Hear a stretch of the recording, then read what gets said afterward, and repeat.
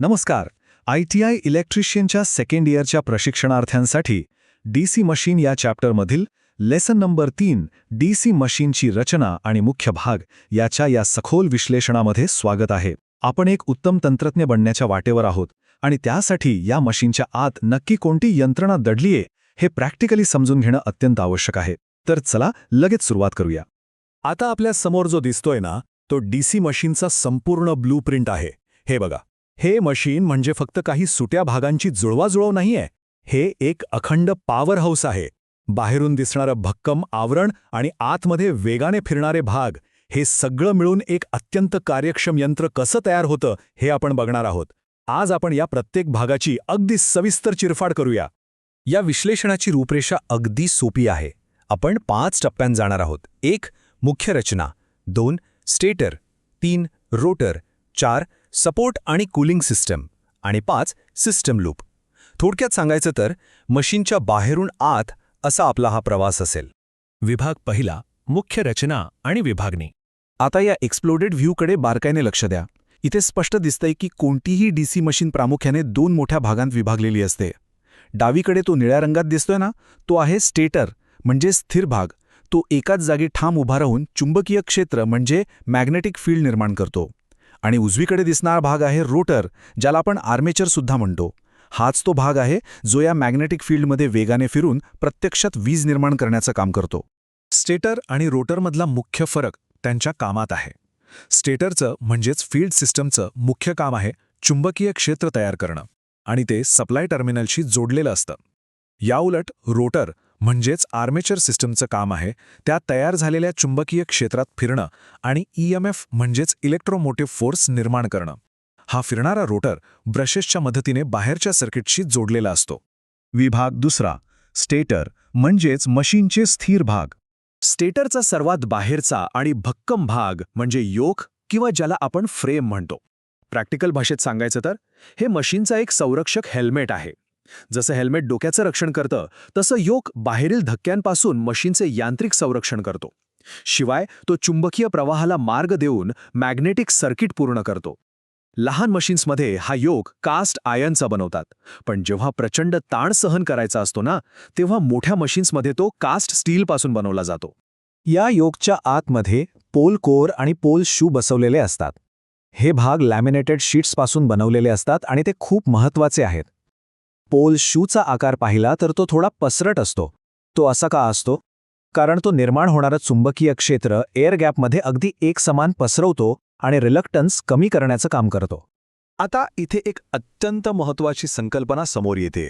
नेहमीच्या प्रॅक्टिकल आणि लेखी परीक्षेत हा प्रश्न वारंवार विचारला जातो बरं का.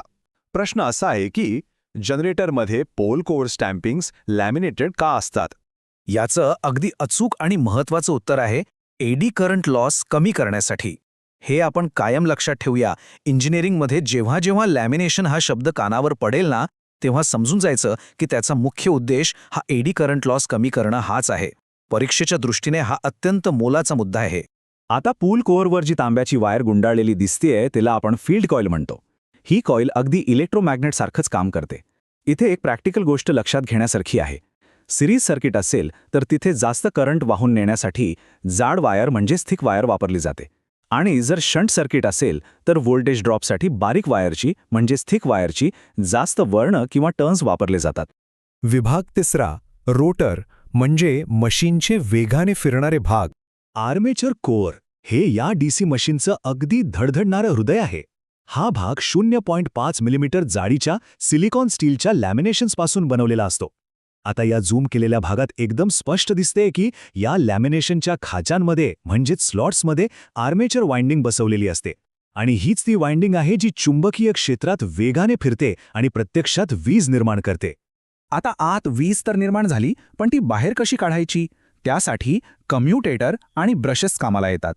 कम्युटेटर म्हणजे एक प्रकारचा मेकॅनिकल ट्रॅफिक कॉपच समजा.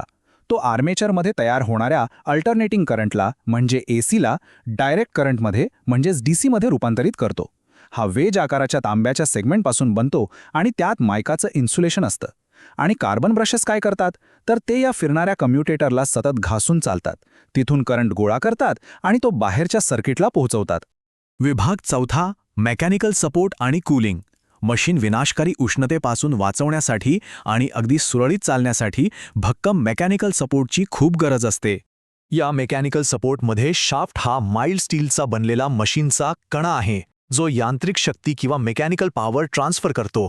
हा शाफ्ट अगदी सहज आणि फ्रिक्शन शिवाय फिरावा म्हणून बेरिंग्ज बसवलेले असतात.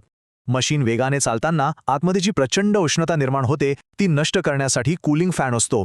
आणि हो, हे जड मशीन सुरक्षितपणे इकडून तिकडे उचलण्यासाठी वरच्या बाजूला आयबोल्ट दिलेला असतो. आता आपण जो मटेरियल डायग्नोस्टिक मॅट्रिक्स बघतोय तो ITIच्या प्रॅक्टिकल आणि लेखी परीक्षांसाठी अगदी तोंडपाठ असायलाच हवा.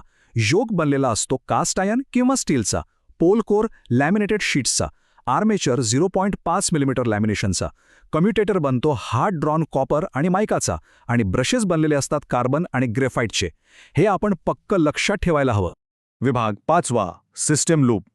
आता आपण पाहिलेले हे सगळे वेगवेगळे भाग एकत्र करून हे मशीन नक्की काम कसं करतं ते बघूया. वीज निर्मितीचं हे संपूर्ण चक्र 4 सोप्या टप्प्यांत चालतं. स्टेप 1, फील्ड कॉइल्स चुंबकीय क्षेत्र म्हणजेच मॅग्नेटिक फील्ड निर्माण करतात. स्टेप 2, आर्मेचर कोर त्या चुंबकीय क्षेत्रात फिरतो आणि कंडक्टरमध्ये EMF तयार होतो. स्टेप 3, कम्युटेटर त्या AC करंटचं बाह्य वापरासाठी DCमध्ये रूपांतर करतो. आणि स्टेप 4, ब्रशेस त्या फिरणाऱ्या कम्युटेटरवरून करंट गोळा करून बाहेरच्या सर्किटला पॉवर देतात. हे सगळे भाग असे हातात हात घालून काम करतात तेव्हाच एक कार्यक्षम DC मशीन तयार होतं. आता एक शेवटचा ब्ल्यूप्रिंट डायग्नॉस्टिक प्रश्न. आत्तापर्यंत आपण जे सखोल विश्लेषण पाहिलं त्यावर आधारित सांगा बघू, मोटार थंड होण्यास मदत करणारा घटक कोणता आणि विद्युत प्रवाहाची दिशा उलट करण्यासाठी कोणता भाग वापरला जातो? अगदी अचूक. मोटार थंड ठेवणारा घटक आहे कूलिंग फॅन आणि करंटची दिशा बदलणारा भाग आहे कम्युटेटर. यातून मशीनच्या रचनेच्या सगळ्या प्रमुख संकल्पना स्पष्ट होतात. जाता जाता एक विचार करायला लावणारा प्रश्न आपण नक्कीच चर्चेसाठी ठेवूया. जेव्हा DC मशीन्सचा आकार मोठ्या औद्योगिक वापरासाठी म्हणजेच इंडस्ट्रियल ॲप्लिकेशनसाठी प्रचंड प्रमाणात वाढवला जातो, तेव्हा अतिप्रचंड ताण आणि भार सहन करण्यासाठी योक आणि आर्मेचरच्या मटेरियल्समध्ये कसे बदल करणं आवश्यक असतं, यावर आपल्या पुढच्या प्रॅक्टिकल वर्कशॉपमध्ये नक्की विचारमंथन व्हायला हवं. DC मशीनच्या या सखोल विश्लेषणात आज आपण इथेच थांबूया.